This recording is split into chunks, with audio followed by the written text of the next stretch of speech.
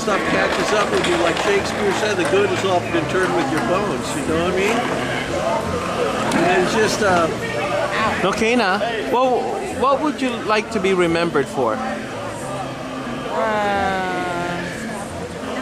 Making a positive difference in Hawaii's lifestyle, life in Hawaii. I'm born and raised here, and I will die here. And it's about, elevating the respect and dignity of the Hawaiian people to the world, so that the world understands that we are a unique place, we are a special place, we have a history. We didn't just fall out of the sky, and we have a history that takes us back to governance that was done by Hawaiian people. And, historically, Hawaii sustained some researchers say up to 1 million people at one time. And all the concepts about taking care of the environment, sustainability, the Hawaiian people lived a long time ago. And when the change came in 1893 and 1898, when Hawaii was annexed to the United States, governance changed, Native Hawaiians struggled. It's just it's a consistent story of indigenous groups, indigenous communities, when their homeland is governed by a more dominant kind of culture. Indigenous people have suffered. So I think it's taken 100+ years for some things to begin to turn around. But I think there's much to be, there is much wisdom and value of our Hawaiian culture and our values that in contemporary times have great significant applicability. Our elders, our ancestors live in a way that I guess all Native people, they don't just live for the today, they look way down the road, and it's always about the sustaining, how we're going to sustain a lifestyle, how we're going to sustain the environment. So I think that's important for people to appreciate Hawaii. Some of our policy, our public policymakers. There's one of our U.S. senators. He always says, Hawaii has a message for the world. There's much that the world can learn from Hawaii and Hawaiian culture. So, I think that's very true. Native cultures have a lot to offer. Absolutely, I work in a museum too, besides doing media thing, and we had these... Oh, you do? Yeah, I just came to the museum. I work in the Fine Arts Museum in San Francisco as a De Young and Louisian Honor. Okay. And you should come out there and do a concert at the museum. It'd be applicable because they do stuff like that. But the thing is, we had the guys come from out back. We had the tribal elders, and they were hired to do a special sand painting. Yes. Right. Yes. To open this exhibit, Aboriginal art. They don't like that term, Aboriginal art, but they're indigenous people, right? Yeah. And they're very spiritual, and they're like 10,000 years old. Yeah. So what they do is they have what they call a dream state. I don't know if you have equivalent. You know what I'm talking about, equivalent in Hawaii. I'm sure you guys have stuff like that. 6 months before the exhibit opened, I kept seeing this thing in my head, my dream. It didn't relate to anything in my life. Your dreams usually relate to something. And then just before this exhibit opened, I was walking around, and their art's like topography, like your aerial, and you're looking down because they draw where the animal tracks, where you stop for water and stuff like this. So I saw this thing in my dreams, and then the day before this thing opened, I walked around, there it was. Yeah. That's what I've been seeing in my mind for 6 months. So I asked these guys about it, and they weren't surprised. Is this this part of, and they were like, no people you've ever seen. It's kind of like a oneness with your environment, what surrounds they you. come in was like nobody you've ever seen. Right. And the kind of vibe that, so they did a special thing where they were chanting everything, and they had to be quiet and everything like this. But their art was extremely interesting. But out back, when you go out back and you stay in a hotel out back, you don't go out at night. Okay. You stay, they tell you gotta stay inside. Yeah. And that's because they have different customs and everything. Just like are there like, do they say there are forces outside in the dark that you don't want to run into? I don't know about that, but you don't know what you're doing. You don't go out there. Oh yeah. It's like That's why you gotta be Fiji. culturally sensitive.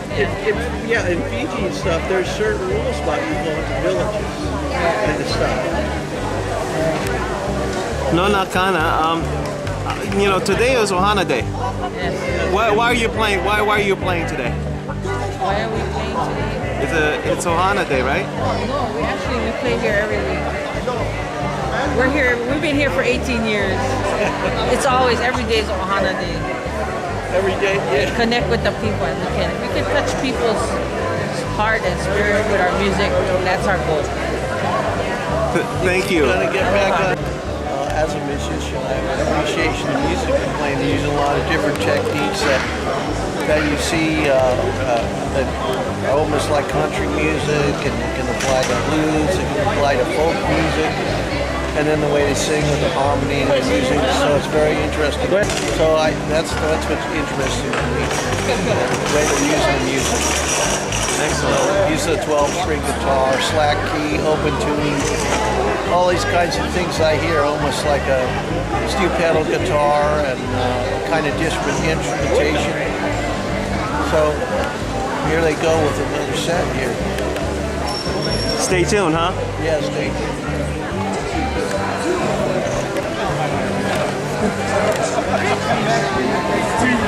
Our songs about our homeland is very important for us to keep singing so that generations present and future will remember. And I noticed you said something about culture that's so important.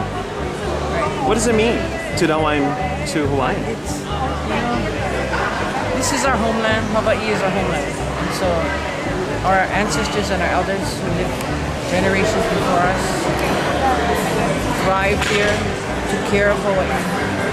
And we generations who follow are trying in our own way to continue that kuleana responsibility.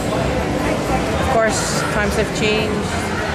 Many new things have come to Hawaii, but we still, as a Hawaiian community, continue to strengthen and perpetuate those gems from our culture, from the teachings of our elders, the teachings of those ancestors who went before us. So, it's about caring for Hawaii. It's aloha caring for each other, aloha kikahi kikahi.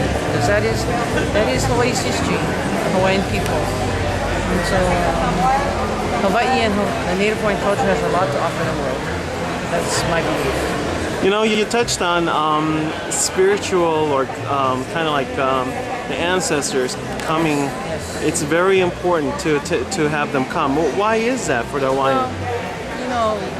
In Hawaiian, in any native culture, physical passing, death doesn't mean their spirit dies. Their spirit is always around, and so that is, when you honor the culture, you are honoring your ancestors as well.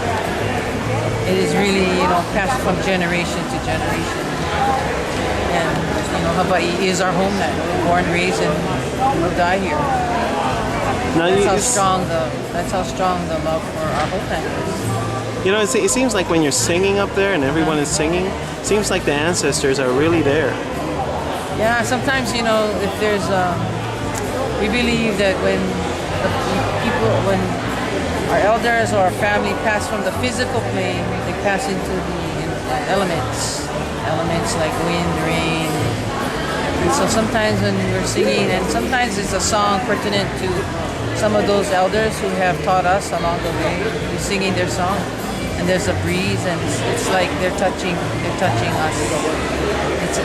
So we feel one with the elements, and that's where in feeling one with the elements, you also are respectful of the elements. That's about what it's about: respect and treat with dignity.